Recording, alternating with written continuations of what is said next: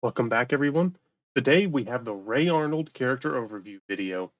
For this overview, I will expect you to already know and understand the basic rules for Funkoverse, as this video will be a detailed evaluation of Ray Arnold as a character. This is the character card for Ray Arnold from the Jurassic Park 100 pack. Ray Arnold is a yellow-gray character with 1 defense that comes with 2 holding on status cards.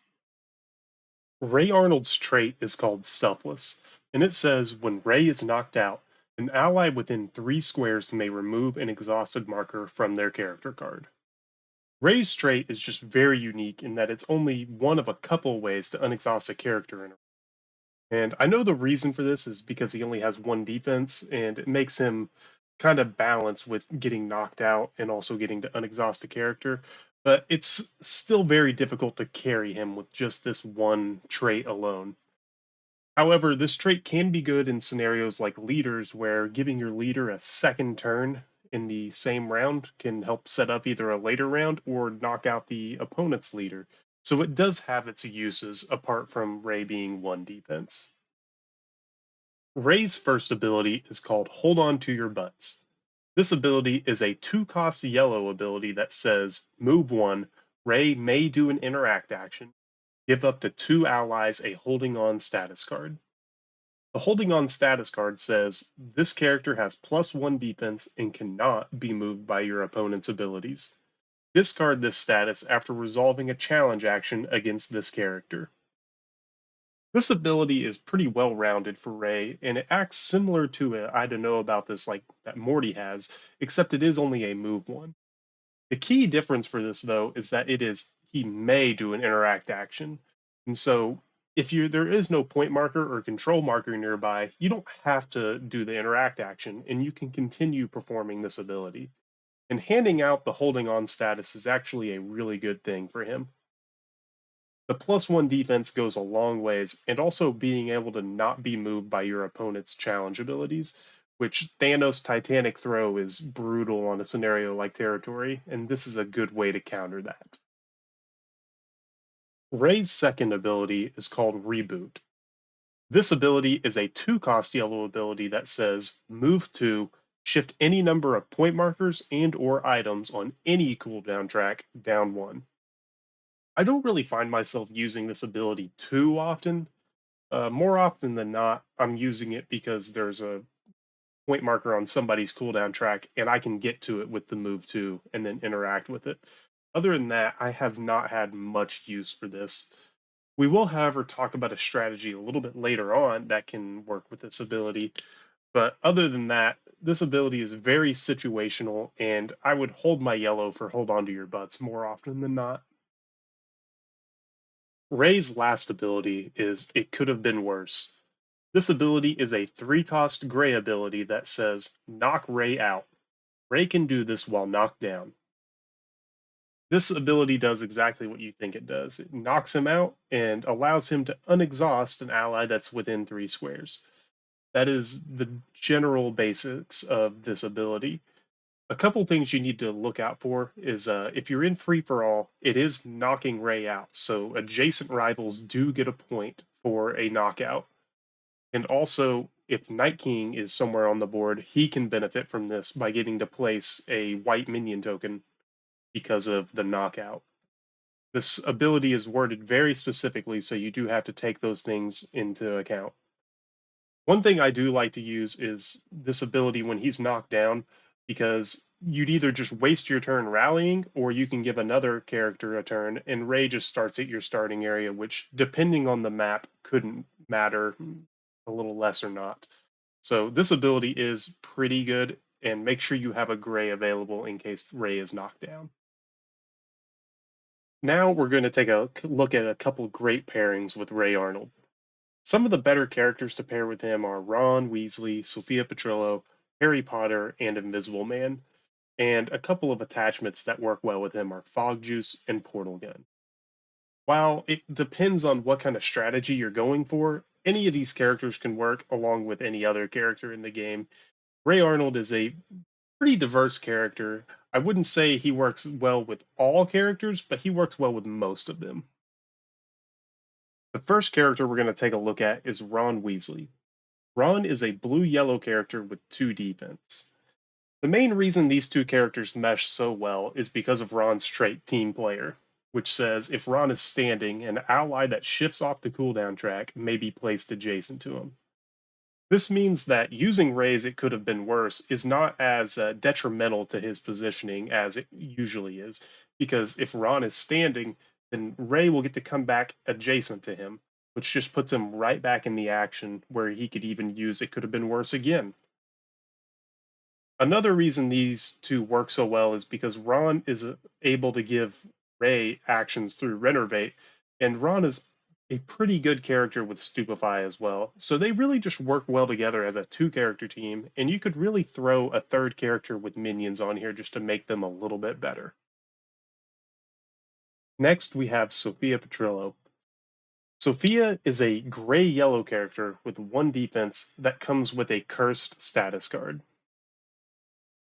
Both of these characters being 1 defense makes this team a little bit fragile, but both of them being able to affect the dice roll of your opponent is key to them working well together, on top of the fact that they share an ability token pool. Ray's hold on to your butt status, along with Sophia's curse status, means that your rivals will only be rolling 1 dice a lot of the time against you, and you can have 2 defense like a normal character would. So that is the real reason this team works together, and it's a little bit of fun to try to win a game with only 1 defense characters, so you should really try it out sometime. The next character we have is Harry Potter. Harry Potter is a blue-yellow character with 2 defense that comes with 2 Protego status cards.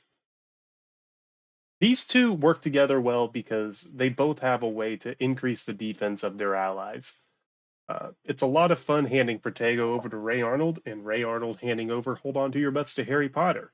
It can give you a team of 3 defense characters that really works well together because Harry has the punch and Ray Arnold has the way to give Harry more actions, which ends up working out very well. Another reason this team works well is because if you put the shark with them, they can both hand off all of their status cards to the shark and give him 8 defense, which is just a lot of fun to do, especially on leaders. Having your opponent try to knock out the shark with 8 defense is hilarious. The last character we're going to take a look at is Invisible Man. Invisible Man is a gray-blue character with 2 defense that comes with a sneaking status card. This combo is great because you can use sneaking at the end of Invisible Man's turn, and then have Ray Arnold be close enough to use It Could Have Been Worse to allow Invisible Man to use his sneaking status card in the same round that he got it. This pairs well, especially if you can put an attachment like the dagger on him, and he can do a challenge and sneaking away again. But you do need to make sure you have the blue ability tokens to do this. If you have another character like LeBron James who adds 2 blue ability tokens, this team would be great together. Comboing the hold on to your butts, the It Could Have Been Worse, and sneaking is just great on scenarios like flags and territory. The first attachment we'll look at today is Fog Juice. Fog Juice is an item that says, at the beginning of the game, add 1 gray ability token to your ability token pool. Fog Juice is just a staple for any character with a gray ability, and it's no different for Ray Arnold. With It Could Have Been Worse being a 3-cost ability, having that extra gray just really helps you use it more efficiently, and only being able to use it every 3 rounds makes it kind of but having the extra gray means that you can use it more often, and if you have a team built with gray characters, it can be used on any of them, so it just works out well. The second and last attachment we will look at today is the Portal Gun. The Portal Gun is an item that says, place the portal token on a square this character can see within 2 squares. Treat the square containing your portal token as part of your starting area. This is needed with Ray Arnold if you're going to be taking advantage of It Could Have Been Worse and you don't have Ron on your team. Ray doesn't technically need the portal gun on him. It can be on any of your characters, but you do need to make sure that if you use it to place the portal in a good spot where Ray can use that as the starting area to come back and more effectively use It Could Have Been Worse.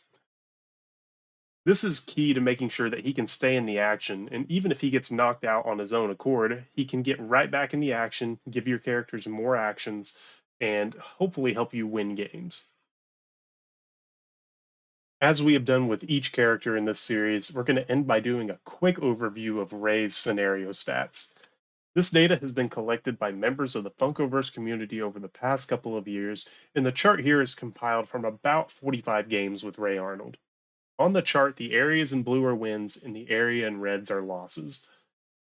With Ray's limited number of games, we can't really take a whole lot from this data, but from what we can see on the games that have at least 8 games played as control flags and leaders, he has done pretty well, especially on leaders. My guess is with leaders, people are effectively using it could have been worse to allow their leader to have better placement and to be able to knock out the rival leader and just get the huge advantage of 4 points early in those scenarios. With flags and control, he's about 50%, but I imagine it works just as well with his it could have been worse to give your characters more actions. I'm telling you, that ability is what makes him better than he could have been at being a one defense character. With all of that said, though, my final evaluation of Ray Arnold is that he is a mid B tier character. He does do well in most of the scenarios that he plays, but I find him very difficult to play, and a lot of times he can easily be countered. Even though he's giving his allies extra actions, it's just not quite enough to send him up to A tier. I'd like to thank you guys for watching the video. Comment which character you'd like to see next, and let me know what you think of Ray Arnold as a character. If you're interested in joining the Funkoverse Discord, that link will be in the description. I'll see you guys in the next video.